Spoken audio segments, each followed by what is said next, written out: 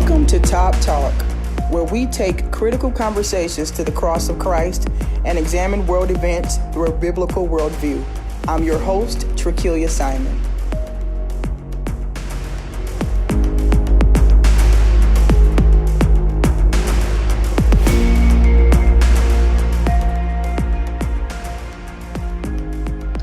Welcome to Top Talk, where we take important conversations to the cross of Christ. I'm your host and contributor, Trekeelia Simon. As we continue to deal with the impact of what's taking place in our society in regards to race relations and even COVID-19, the pandemic, we want to take some time to talk about something that all of us have probably experienced both directly and vicariously at some point in our lives, and that's trauma. Today, what we're going to do is we're going to unpack historical and intergenerational trauma and talk about its impact. We're also going to discuss what trauma looks like in children and adults. And finally, we'll talk about how we can build emotional strength and resilience in our families. I am here today with two brilliant social workers in our community, Jessica Grant, who is a licensed master social worker, and Narkeya Byrd, who is a licensed behavioral therapist. Hello, ladies. Hello. Glad to be here and joining you in this discussion. It is great to have you both. We're going to go ahead and jump in and just get started with this. Let's talk about historical and intergenerational trauma. What is it? And then what's the impact look like today? As we talk about historical and intergenerational trauma, it's important that, people understand exactly what trauma is by itself. And so, I always like to have, Webster's definition of, any word so that I can know the true meaning behind it. So trauma is defined as an event, a series of events, or a set of circumstances that is experienced by individuals. And it's harmful to them and it's threatening to them, and it affects that person's well-being. So when we talk about historical or intergenerational trauma, to me, we're talking about, what has happened to really minorities as a whole historically. So a lot of times I like to give examples for people to understand what we're talking about. And that's like, the enslavement of people of African descent, like the Holocaust and Trail of Tears for those that are Native American. So those are harmful, emotional, harming to people and individuals and their generations after that. So that's like that historical trauma that has happened, but also with intergenerational. Like if that happened to your grandparent or your parent or your great-grandparent, then you feel that trauma as well through stories and things like that. So it's really, historical trauma is that the symptom of that is the intergenerational trauma. Yeah, absolutely. And thank you, Jessica, for giving that background, because that is a really important point that we do need to know what trauma is. And once we know that, then we can sort of understand some of those other things that you talked about with intergenerational trauma, sometimes called generational trauma or multi-generational trauma. But yes, it can be taught, and also just the behaviors. So a lot of time, even if, things aren't necessarily spoken and that's passed down from generation to generation through teaching, some of the behaviors that come as a result of that traumatic experience are passed down. And so people think and people respond the same way as previously because they have seen that and they've modeled that. And we see that a lot in our society today. Just the hurt and the pain that people have experienced from seeing mistreatment and injustice, and all of these difficulties that we're experiencing. And it takes you back to what your parents experienced or your grandparents, even if you weren't there. You can feel that and you can grasp that because it's a part of your family line. It does become personal to you, and you start experiencing the same effects that trauma has regardless of whether you yourself have been personally impacted. Mm-hmm. When we were talking about, some questions and some things we wanted to talk about that would be really pertinent to this discussion, Jessica, you mentioned something. You talked about racism and equality as a sickness. Can you talk to us a little bit about that? Right. So when you learn about historical trauma and intergenerational trauma, like there's things that manifest from that trauma, and a lot of things that if you're looking at the African American race or, and we're thinking about what kind of effects has that trauma had on us, a lot of those are things that we can relate to today, like mental health diagnosis, with anxiety and depression, and especially anxiety, like around what's going on, feeling that overwhelming feeling, depression, the sadness that comes from seeing things like this in the news that are affecting us personally, can be manifested in us, and we're not sure, how we navigate those feelings.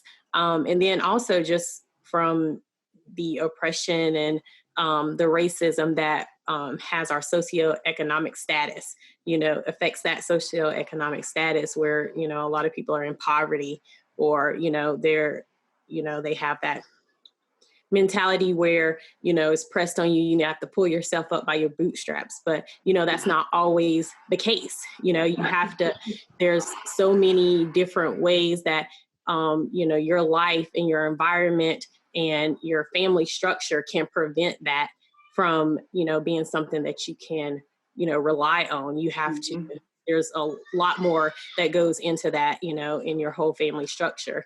And then even, with rioting and looting and stuff like that, some people may not be part of, the actual movement of making things better, but a lot of people have that mentality where, there's no trust of authority. Mm-hmm. So, there's like, even if this change or that change, if somebody is, held accountable for their actions, they feel like it's not enough. It's not going to stick, or it's not going to be permanent or make an effect on them or their children. So therefore, that it still goes on. It's still an underlying issue. Mm-hmm. Mm-hmm.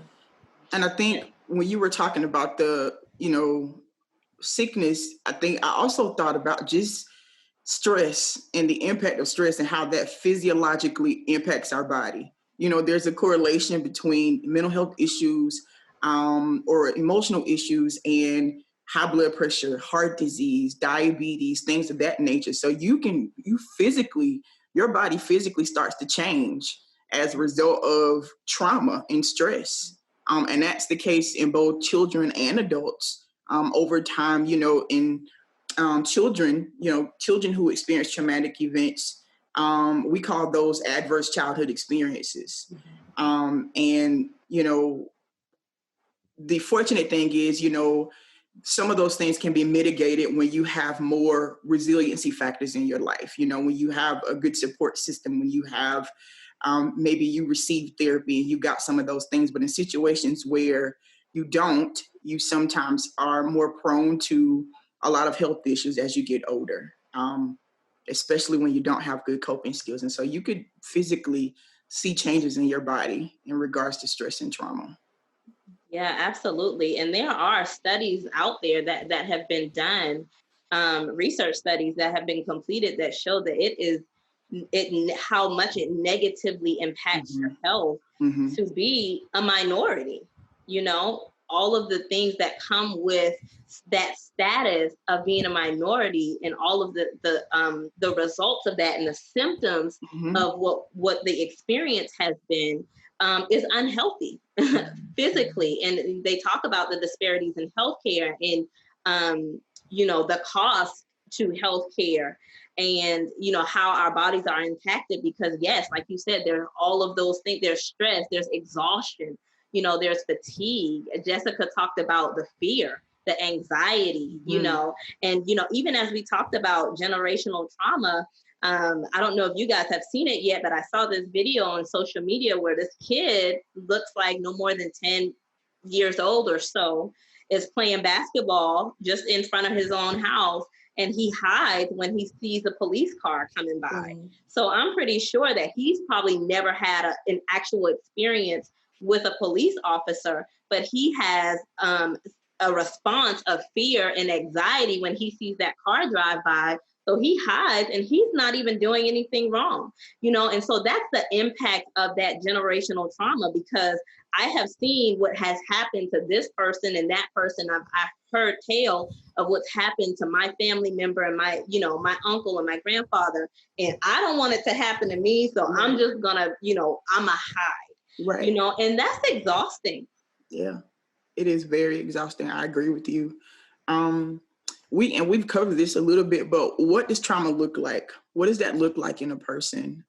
Let's talk about what that looks like in adults. Yeah, it looks like some of the symptoms that we can see with trauma.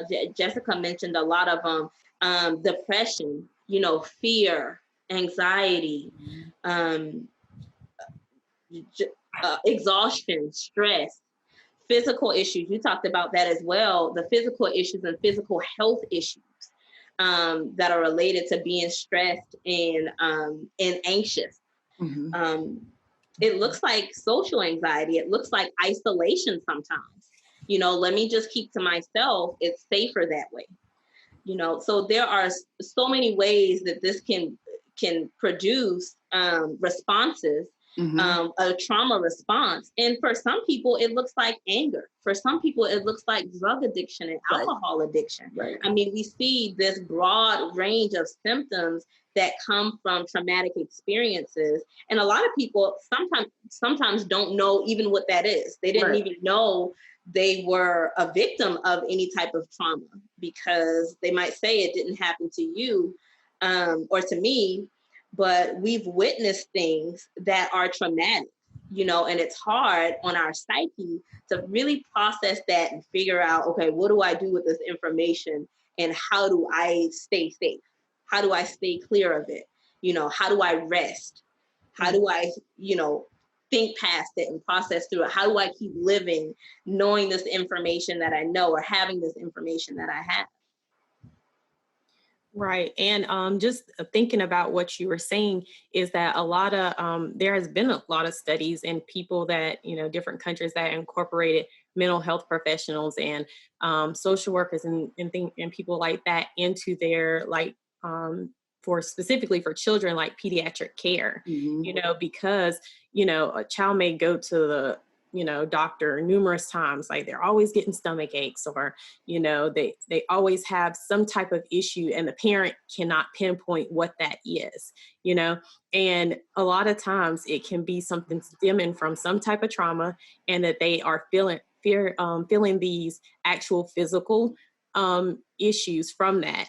And that needs to be something that, we look for as a parent as well, when our kids have constant things going on with them, and there's not like something that you can physically, you can look at and say, yes, this is what it is,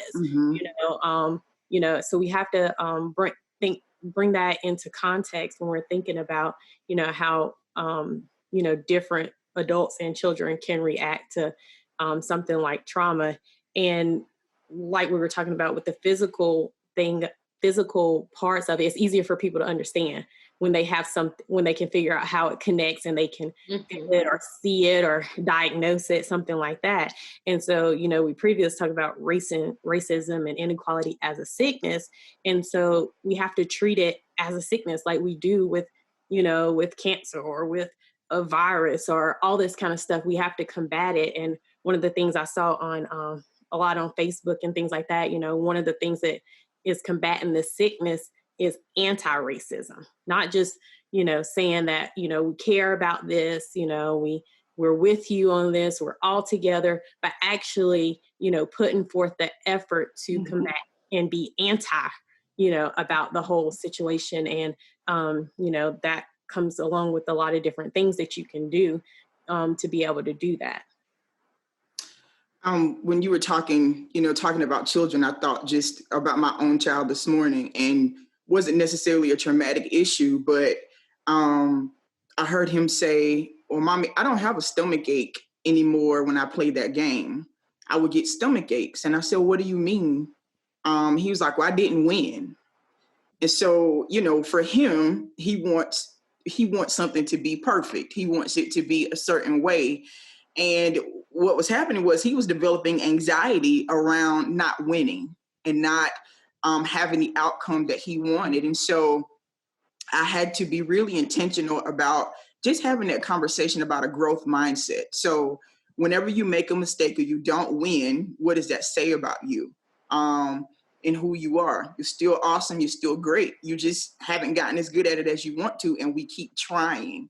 And so just having him connect thoughts to our feelings and how sometimes the way we think about a thing can control the way we feel and then how we act in turn. And so it's like you said, it's so important to pay attention to those symptoms and those signs in our kids and even adults. Even sometimes adults have become so good at, hiding things, but then other symptoms pop up and you all being mental health professionals, I'm sure you spot them a lot easier when people are having those, somatic issues that really speak to trauma or emotional issues that are going on. And I know in children, one of the things that I say often is that children are not little adults. They're not, their brains are not fully developed. Their prefrontal cortex is not fully developed. And so, one of the biggest hurdles I think with trauma is that it really can alter the way a child sees themselves. When you're young and you're little, you get your cues from the grownups. Before you were able to talk, when you touch something you weren't supposed to, your parents would shake their finger at you until that let you know, okay, I'm getting feedback that's something that I should not do. And so in situations where there might be even secondary trauma or where your parents, maybe one of them was abused as a child. And so what they got all the time was yelling and screaming. And that was what was communicated to them. And so as they parent, those things come out in their parenting. And so, yelling, screaming, other things that are happening, it sends messages to kids. And sometimes those messages turn into negative thought patterns. Okay. Mm-hmm. It starts to affect their cognition. And so they associate that negative thought pattern with who they are as a person. And so it gives them a message, I'm bad or I'm not good enough. And so that becomes like a permanent, I was reading an article that talked about it almost being like a permanent sensory memory for a kid that you can't undo. It's as hard to undo as it is. It's hard to unlearn how to ride a bike. And I was like, wow, that's really powerful. And so as that becomes a part of who you are and your psyche and your cognition, you associate those negative thoughts with who you are. And so you want to kind of hide those feelings and you don't want to feel what that feels like. And so that's when you start to see the manifestation of behavior issues and things like that. Those are the things that we see in school. When I have kids who've dealt with trauma, you see misbehavior, but that misbehavior is the top of the iceberg. It's the tip. All that stuff that's going on underneath the water that you can't see the surface is a result of this negative thinking that they've developed around things that have happened to them. And they don't know what to do with that. So you see anxiety, you even see signs of depression in kids, the misbehavior, the acting out. We know we've probably heard tons of statistics about the rate at which our young Black boys specifically get suspended from school at a higher rate than other kids. And a lot of times, some of that underlying issue is trauma that they've dealt with in the home. And so it has a major impact across the age span. Mm-hmm. So let's move on a little bit and talk about what does secondary and vicarious trauma look like for people? I know even in education, when you're dealing with a student in your classroom who may have major behavior issues and you have just gotten to the point where you are fatigued and exhausted, there are times where, you deal with that vicarious trauma. So what does vicarious trauma and secondary trauma look like for people? So I'll start off just talking about vicarious trauma, because it's not really a word that a lot of people hear about and connect with. And I think it's important to understand because it's for those of us that are helping. So this is speaking to professionals or not, but that are in a position of a help role for people. And we start to feel the impacts and the fatigue associated with working with people that have been exposed to trauma. And so, like you mentioned, a good example with working with kids that may have some behavioral issues because they're dealing with trauma. And then we, at the end of the day, we take it with us. We're exhausted. We're trying to find strategies. We're thinking about it a lot. And we don't really take the time back to think about, okay, what are our needs at that time? Because it's a lot. It's a lot. And you want to help and you want to impact those around you. But at the same time, it's really important to take a look back and see how it's affecting you. And a lot of times, if you don't know that component is there, you won't really pay attention to it, or you won't look for it and understand, okay, maybe I need to step back from this. Maybe I need to signal for somebody else to help me. Maybe I need to look at some other strategies or think of some other suggestions. Am I overextending in this area? Should I pull back? So those are really questions to ask, because it can affect your own personal life and your own personal family. So am I taking anger and stress, not really stress, out on, or exhaustion out on my own children, or my own family, because I am feeling exhausted from this situation. And so even when it's really important to know that even when something may not have directly impacted us, if we're in a role that we are hearing people speaking constantly to us about those things and how they're struggling with those things, and we want to help, and then there might be another person, they're constantly feeding that information, it's hard to disconnect from that. So that's what that vicarious trauma is. And we start to experience a lot of what that other person is experiencing, even in a helping role. Right. And while you were talking, I just always think about, for myself and for like clients that I have, like, is this affecting your, like what you were saying, activities of daily living? There's like a whole checklist for that you can kind of go down. But, if your sleep is being affected, if your work is being affected, and your parenting, things like that are being affected, then you have to really, be mindful of what's going on with yourself, in order to not continue to kind of spiral down with that, with the effects of that trauma. So that's important for adults, because as we navigate each day, we can take time to really evaluate what's going on. So if I'm go for a week and not sleeping good, what's going on with that? We have to continue kind of evaluating ourselves on, how that trauma is really affecting us. And then also when you're engaging, like with our profession, with other people that also are experiencing trauma, we have to, not, put our feelings on to them. We have to be impartial when we're talking, and, just be mindful of what's going on in our personal lives that could come out when we're speaking, and be mindful of your words and actions, and, even facial expressions, because with all this has been going on, I've noticed, like, if somebody want to talk to me about what's going on and I don't feel like, like I done had enough for the day or something like that, I've been on social media too much, or, I read the comments, those types of things that didn't agree with me. And so I'm already kind of over it. And then someone asked me about it. Like, I know that my facial expressions will probably give me away real quick. So, I have to be very mindful of that.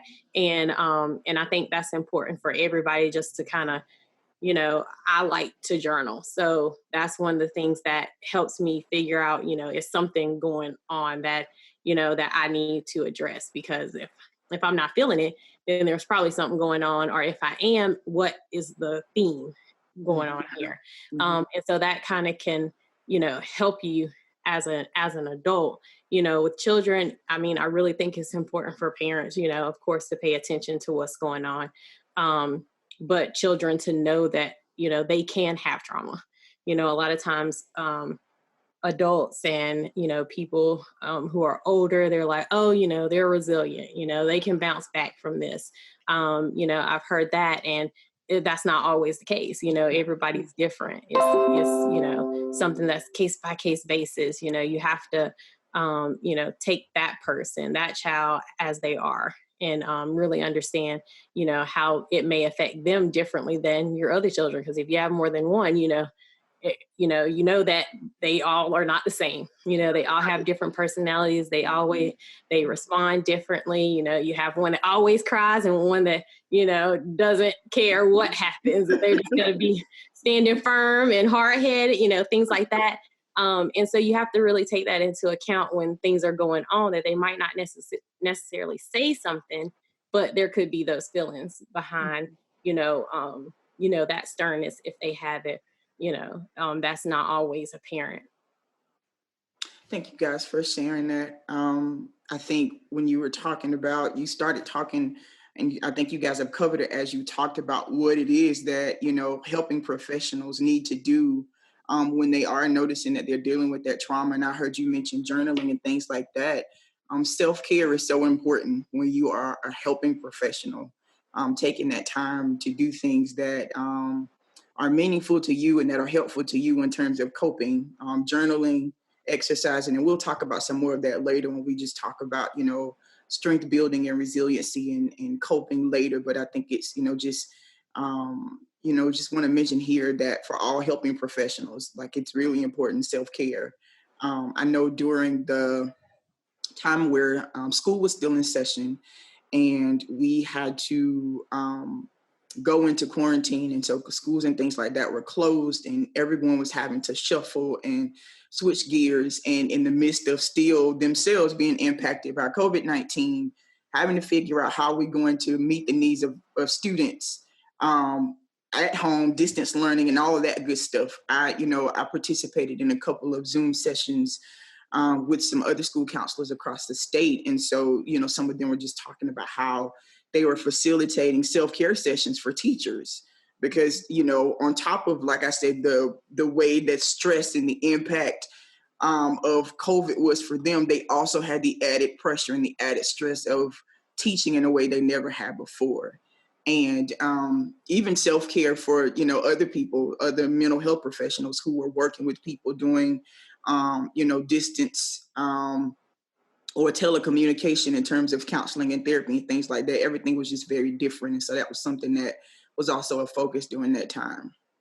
Mm-hmm. So we want to switch gears a little bit, and we want to talk about our kids because, we live in a time where there's a lot going on in our climate in regards to race relations and lots of things that have happened that have been very tragic. And so sometimes some of our kids are well aware of what's going on. And so, what would be some age-appropriate conversations? What is an age-appropriate way to talk to your children about race relations and what's going on in our society? And the first thing I would say is, one, know your child. My son in particular is super sensitive. And so at his age, he's only 6. And so there are a lot of things that I wouldn't discuss with him at this point. And some kids who might be older might also be sensitive and might not be able to handle certain things. So that's one thing to consider, is to know your child. And another thing is that our older kids, some of them are on social media. Some of them see things and may come to us with things and with questions. And so we have to prepare ourselves to answer questions and deal with reactions and walk them through things. One of the things that I read a couple of days ago, which I thought was really helpful with talking to your younger kids, is kids really understand the concept of fairness. You gave her this much and I got that much. That's not fair. Or you told me I could do this, but then you changed your mind. That's not fair. They understand fairness. And so one of the examples that I saw that I thought was really good was, what if you were on the playground and someone stepped on your toe today and you went to tell the teacher, and the next day it didn't stop, and you told the teacher again, and you kept telling the teacher, but nothing ever changed. And you were still hurt and nothing happened to you. How would you feel? And a child might say, that's not fair. That's not okay. And so in talking to kids about what's going on in terms of race relations, talking to them in terms of fairness, how, well, these things are happening and we feel like these things aren't fair to anybody when it happens. And so that is why you might see mommy or daddy frustrated or angry or talking to grown-ups a lot about what's happening, because there's some unfair things happening to people. That is a way to have that discussion with younger kids. Our older kids at this point probably have been exposed or have had conversations about race relations with their friends, with other people. They've heard about it somewhat in social studies and in history. And so I would just even talk to them about, what questions do you have? You know, what are you hearing? What kind of conversations are you and your friends having or talking about? And just be prepared for questions, be prepared for whatever reactions you might get, because they're kids and this is difficult for them to process as well.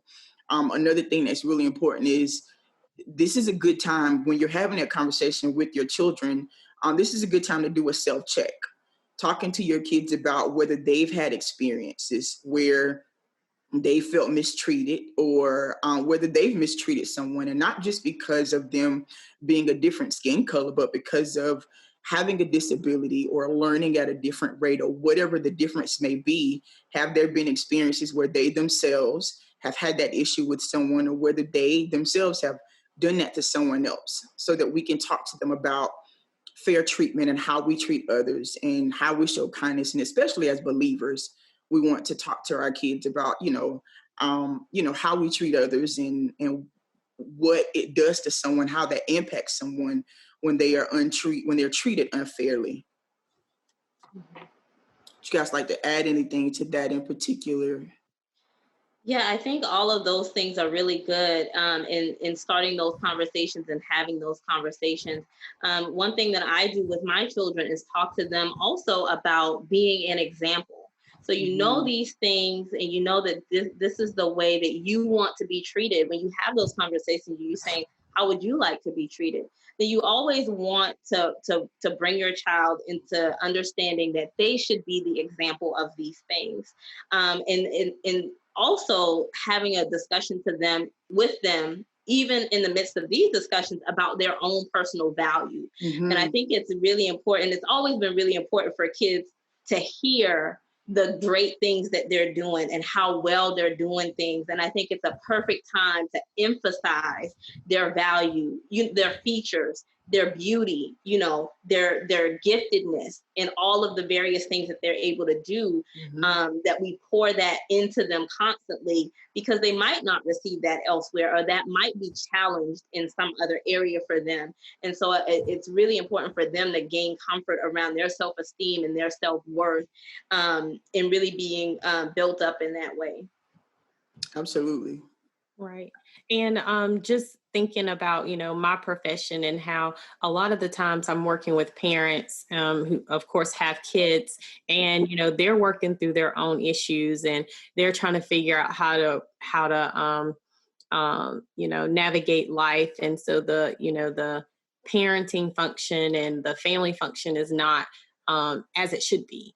So a lot of times with them, I'm wanting to, figure out a way that they can speak to their children, even if they don't know, how to put it into words what's going on, because they can't even do it, hardly for themselves. Yeah. So a lot of times, I'm a big advocate of, getting a book that has a moral of the storybooks. We always used to read those when kids, to talk about what's fair, and to, talk about how, who is right and wrong in the situation, learn the difference in right and wrong. And so I still think, there's a ton of books, and a lot of them have been shared, online right now. A lot of them are being shared and getting, sold out everywhere, where people are able to buy these books and read them and then have a conversation about them, even some with actual questions at the end, so that you can engage your child after you've read that. And I think now, just with my kids at their school, when they're doing the reading and they're talking about comprehension. So they have the comprehension questions, Mm-hmm. that comes along with their reading. And those can easily be adapted to the stories that are, letting kids know, about racism and things that they could encounter or that people like them will encounter and how they might handle that situation. So it's really important to, educate yourself as a parent, research what you can find on those different topics so that you'll know what is appropriate for that age. And a lot of course, books, they go by age. You can look at the level if you want your child to actually read it, look at the level of reading it is so that you can pick something that is, something that will appeal to your child and be able to get through that and have their understanding of it. So I think that is a really good tool to use for especially the small children. Absolutely. May not know, what's going on. When I've always worked as a professional, I always like working with teens because I feel like I can have like a real conversation with them. I don't really have to sugarcoat anything, and I feel like they, are able to open up to me and talk, give me that conversation that I'm looking for. And so I think it's, teens sometimes fall through the cracks a lot of times at that age because they're like the isolation, they don't want to be with the family. They don't want to engage with nobody, they're in their rooms, they're on the phones, they're on social media, things like that. And so it's very important to kind of pull them out of that and be like, this is our time to have a conversation or just open up the door, to have a conversation because that's important too, knowing that, maybe they don't want to talk about it now, but if it does happen, then they know that they have that person they can come to. And I always like to say, it doesn't have to necessarily be the parent, especially with teens. Right. It can be anybody that is an adult that you feel that would give them, some information that is correct and, with love and things like that. So just having that, one person, you could, if they don't want to talk to you about it or they told you, identify that, help them identify that one person that they can go to, so that you can feel good, you can feel like, there's going to be an outlet for them, whether it's me or not. So I think that's, really important for teens as well. And also along with books, movies, there has been a lot of uptake in that with different movies that really show, racial injustice and, true stories of events of people that have been, affected by racism and inequality. And I think there's been a lot of people that's really opened up to, I can watch this and, get some real education. You always have to be weary of Hollywood movies because they don't always, tell all the story, because they have to get it within a certain time or things like that. But, you have to research to see if it's a good one to watch with the family. A lot of those movies are rated PG-13. So, I think it would, that is definitely an avenue you can go if you don't know how to sit down and have that specific conversation. I agree. I think those are all great ideas that you both shared. I know several weeks ago, not long after George Floyd was killed, we had an opportunity to sit down with the youth at Tabernacle of Praise and just do a Zoom conference, not with any particular agenda, but just to listen to them, just to let them talk and say what was on their minds, to give them a safe place to share. And they spoke up. They shared and they talked about their frustrations and, asked questions and things of that nature. And so I think it's so important just to, be able to be a listening ear and a sounding board for them, like you talked about, for sure. So thank you both for what you shared. We talked a lot about trauma, different types of trauma, how it impacts people, what it looks like. So let's talk a little bit about what do we do when it comes to really building emotional strength and resilience. What does that look like in adults and children? How can we build that? I always think, resilience is, I feel like just based on, my area of what I work in and things like that, like, there's certain people that, no matter what life throws at them, they're always being optimistic about the situation. They're trying to find the positive, I'm speaking about myself and others, that, just want to, always just look on the right side of things, come up with another alternative, when they always be like, well, I want to do this, don't say I want to do this, say I will do this, speaking it into existence. Mm-hmm. And I think a lot of times, if you're that type of person, resiliency and most emotional strength is, comes naturally almost, to some people, and to others, it doesn't. It's something that you kind of have to work towards. You're not going to be able to let everything, in, it's not, everything's not good for you, just like us, a lot of people, kids and, even adults now, we're always on social media, and everything that we see is not good for us. It's not helping with our emotional strength. It's not helping with our resilience, but you have to be mindful of that. When we talk about building that, it's something that you have to work on internally. You have to work on yourself in order to be able to, kind of put that energy out so other people can feel like, they can do it. I just think of a scenario like when you're working on a path to recovery from alcohol or drug addiction or something like that. And, they have this motivation, you go into groups and things like that because they hear those positive stories, those resiliency stories from people that have overcome that, who has found the emotional strength to not, engage in that anymore. So I really think, one of the major things that could build that is a support system. I feel like, if a lot of people who have a support system in place, does, a lot better with maintaining, good, healthy relationships and things like that, and getting through difficult times, so you can look at a support system in different ways. It used to be, it's always about family, your family support system, but that is not always the case because, people move around, people might not have family that have those qualities. And so you look for family, you look for church, you look for, support groups, all of those different things that can help you, can pour into you and build that emotional strength and resilience that you need. And then, of course, there's a lot of different ways you can engage in things that build emotional strength and resilience, therapy, of course, working through any issues, and with the social media, setting boundaries on that. You don't want to spend 3 hours on this, when it's not any good for you, those types of things.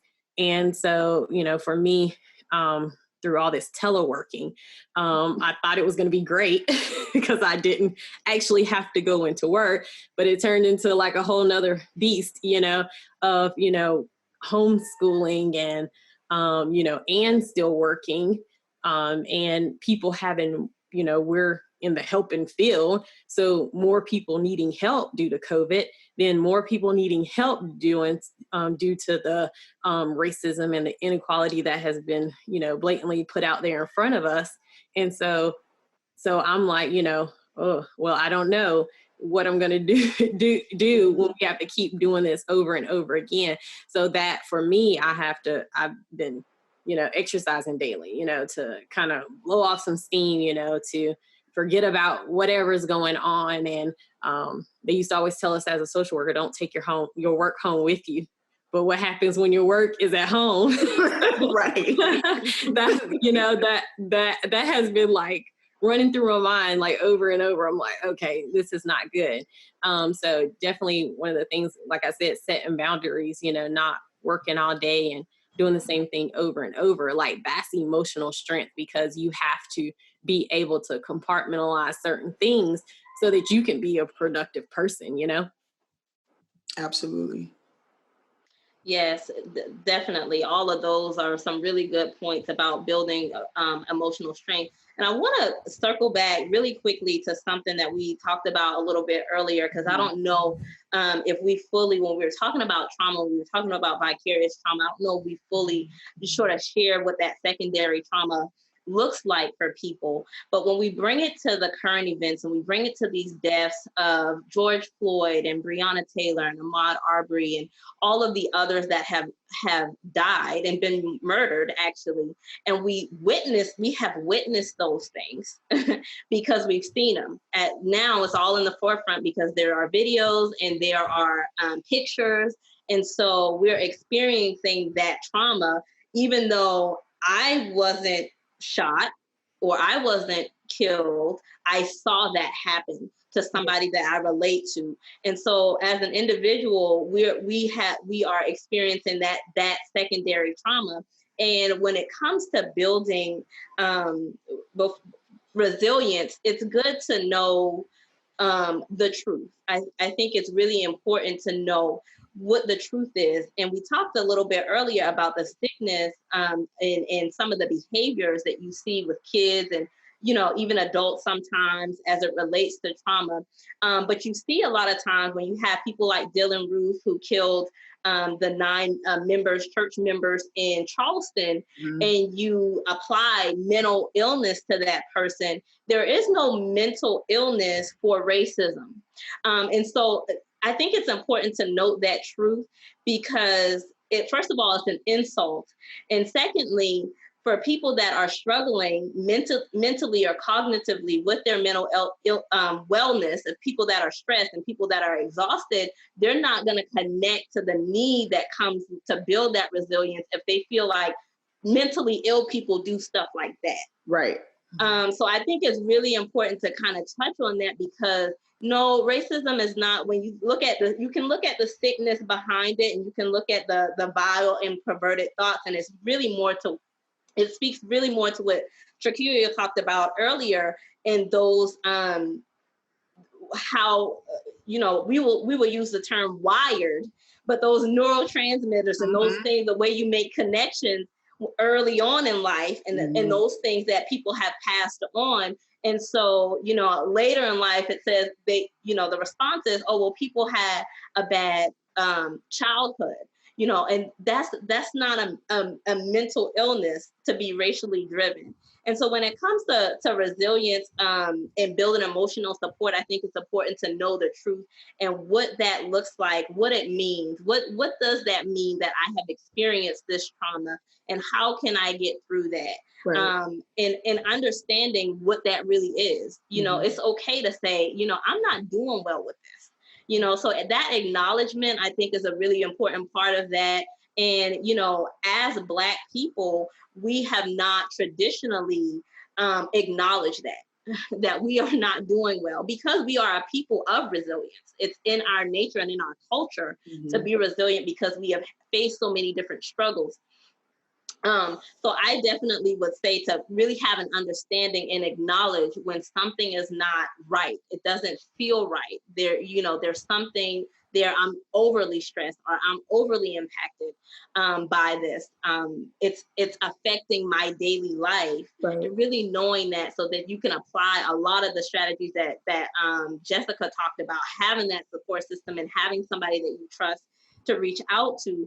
And also one thing that I really talk to people about a lot of times is celebrating the wins. It's really important to look, and you know, Jessica talked about being positive and being optimistic, but it's really important not, you know, to also celebrate those tangible things that have happened when we have experienced that trauma so that we can build ourselves up. Because yes, it's not the end goal, but it's something. And so you can see you can have these little victories all the way until you get to that end result. And I think that's really important in building resilience because then you see some light at the end of the tunnel. And what we are accustomed to seeing and saying is, oh, you know, it's been like that. It's never going to change. That's, you know, but when we can celebrate those little things that have come along throughout time, I think that helps us to build that emotional support, like, you know, and being, you know, having an understanding of this is going somewhere, you know, I can do this. Really. And then also, you know, just as a believer, it's extremely important to have a prayer life, to have some time that you are connecting with the Lord and talking to him and seeking guidance from him on how to do things and how to manage things, and asking for strength and believing that he's here and he's with us and he's desiring and willing to strengthen us through this time, because Absolutely. it can be really hard, and we don't want to neglect we don't want to neglect our relationship with God, of course, but we don't want to neglect the guidance and support that we have by focusing so much attention.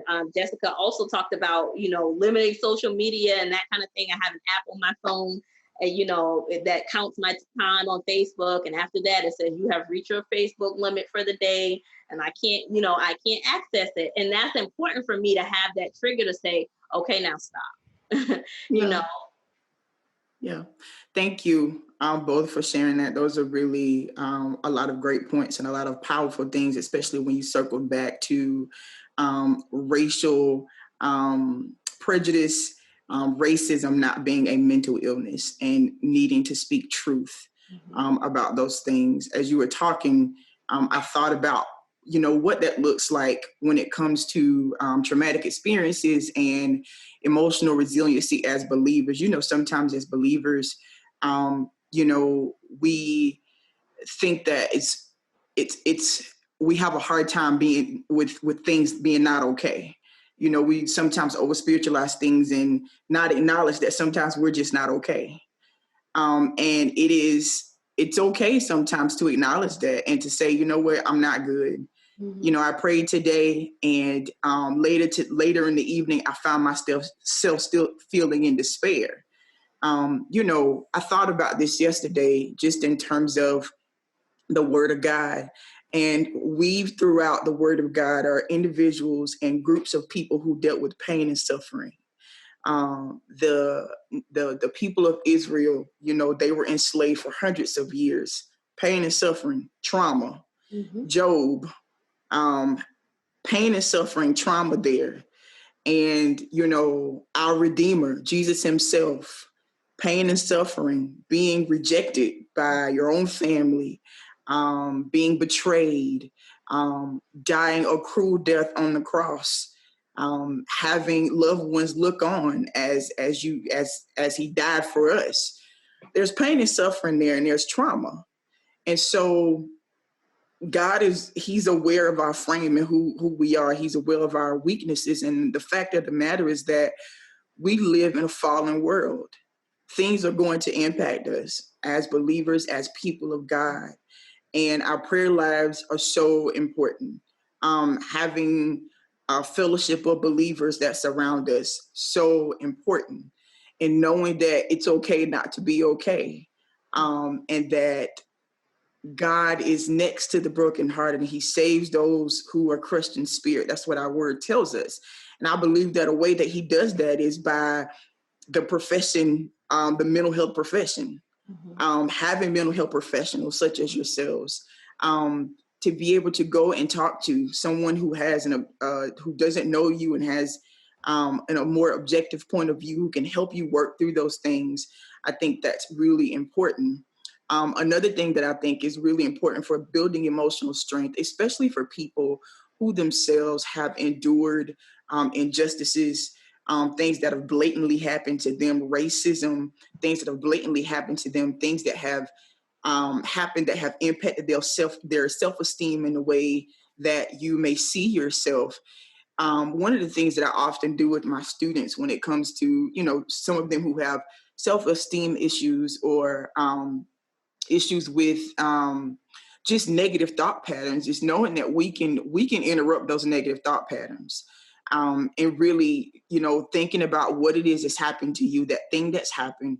What is the thought that you started developing? What's the narrative around that particular event that you started to develop? And a lot of times that narrative, that negative narrative, are lies. Those things are lies that we are telling ourselves. And so even doing something as simple as writing down those things that combat those lies. What's the truth that combats those lies? I'm more than a conqueror. I am fearfully and wonderfully made by God. whatever it is, I'm good at this. For my kids, sometimes we write affirmations, things that they're good at.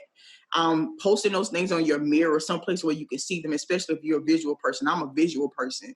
And so being able to see those things and saying those things out loud, even if you have to do that multiple times a day as sort of like a cognitive behavioral technique to build that self-esteem and sometimes what we, might refer to in the body of Christ as God esteem, really getting back to how God sees you and who he said, what he said about you in his word, about who you are and how you're made.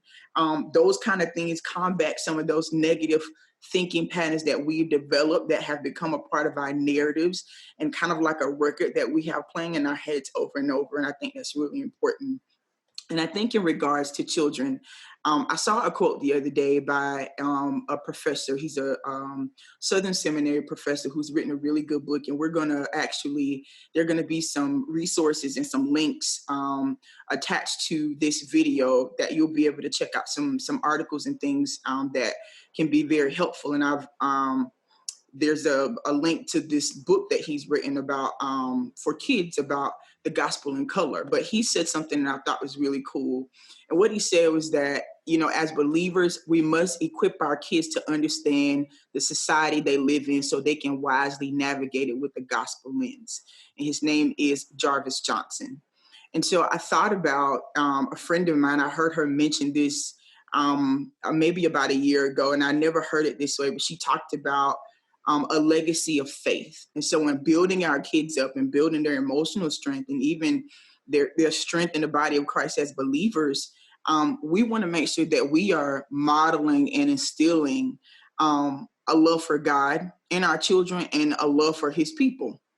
Because the fact of the matter is that, we've seen a lot of hatred, unfortunately. And so as believers, we want to make sure that we're having those conversations with them and also building their emotional strength, teaching them about what God says about them in terms of their identity.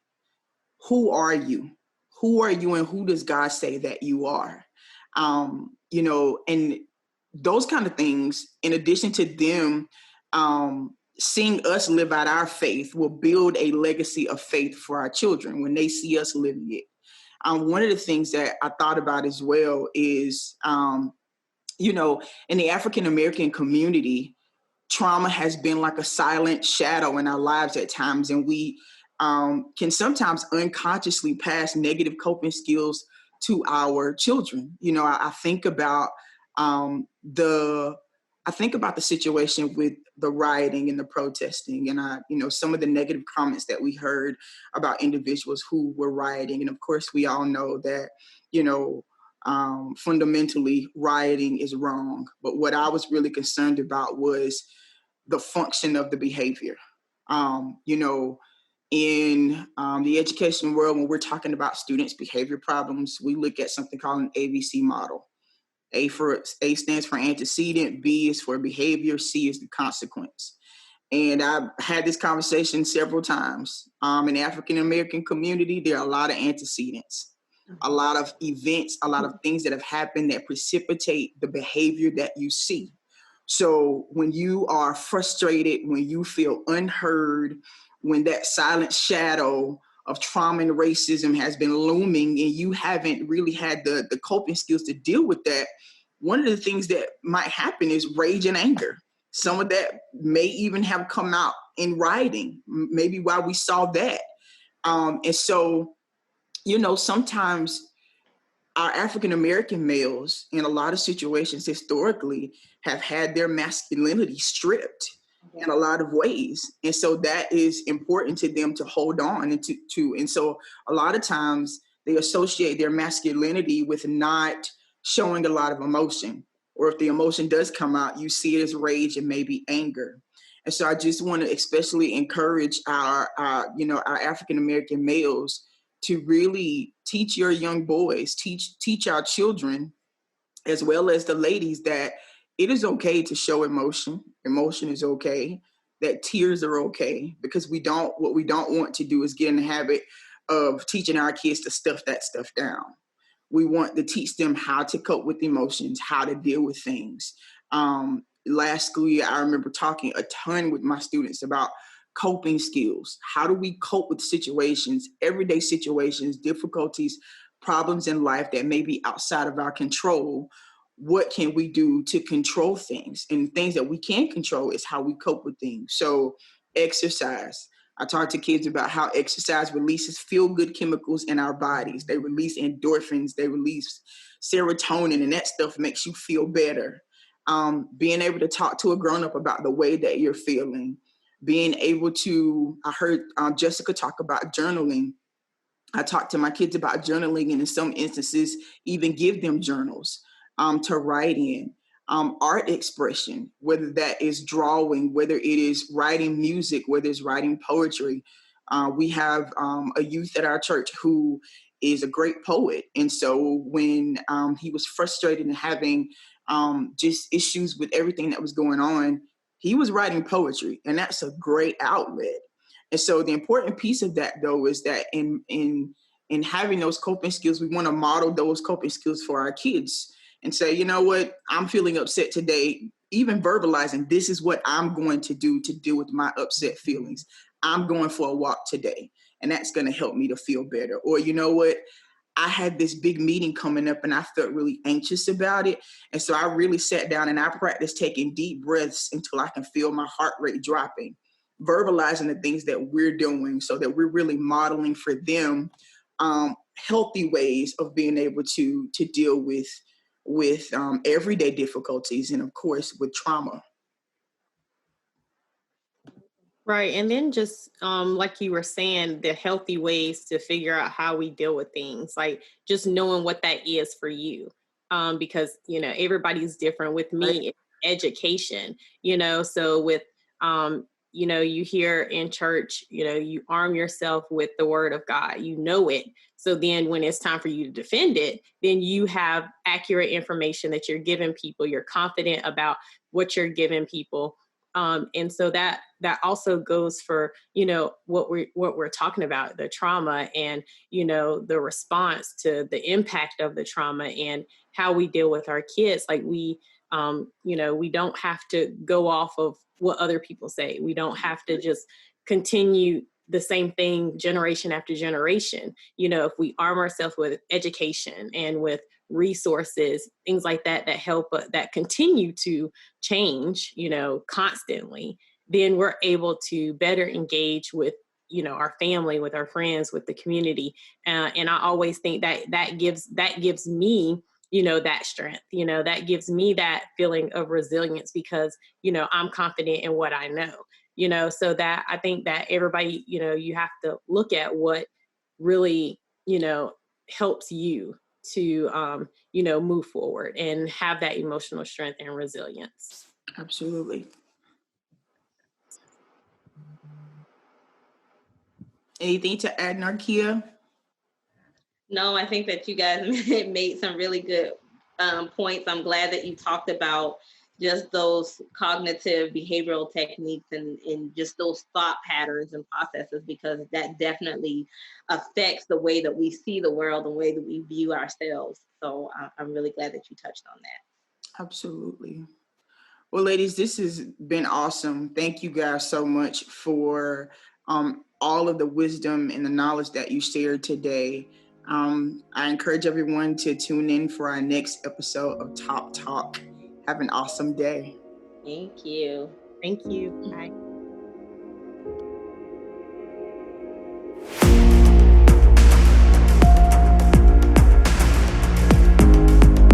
Thank you for joining us for another episode of Top Talk. Be sure to visit our podcast and Facebook page for new episodes and to get caught up on some of the ones you may have missed. Be blessed.